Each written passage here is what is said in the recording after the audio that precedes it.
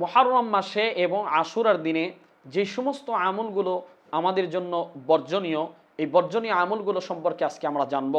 এক নম্বর বিষয় হলো, মুহররম মাসে আমাদেরকে যে বিষয়গুলোর থেকে বিরত থাকতে হবে সেটা হলো তাজিয়া মিছিল করা, অর্থাৎ মাজারের মতো নির্মাণ করে সেখানে বিভিন্ন মান্যত করা এবং মনে করা এই সিংহাসনে হুসাইন রাদিয়াল্লাহু তাআলা আনহু স্বয়ং সমাসীন হয়ে আছেন, এগুলো মনে করা এটা নিন্দনীয় এবং গর্হিত একটি কাজ।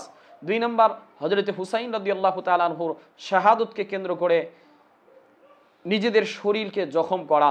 তিন নম্বর, আশুরা উপলক্ষে মিষ্টান্ন দ্রব্য ইত্যাদি বিতরণ করা। চার নম্বর, শোক মিছিল করা। পাঁচ নম্বর, মসজিদে মসজিদে ইত্যাদিতে লাইটিং করা। ছয় নম্বর, পিপাসর্তদের পানি পান করানো। সাত নম্বর, ইসালে সওয়াবের জন্য কোনো কিছু রান্না করা। আট নম্বর, বাচ্চাদেরকে খালি পায়ে রাস্তায় বের করানো। এই সমস্ত বিষয়গুলো শিয়াদের থেকে এসেছে। তারা মনে করে যে এই কাজগুলো করলে আমাদের সওয়াব হবে, প্রকৃতপক্ষে এগুলো সওয়াবের চাইতে গুনাহই বেশি হয়। এই জন্য আসুন আমরা আশুরার দিনে, মুহররম মাসে এই গর্হিত কাজগুলোর থেকে আমরা বিরত থাকার চেষ্টা করি।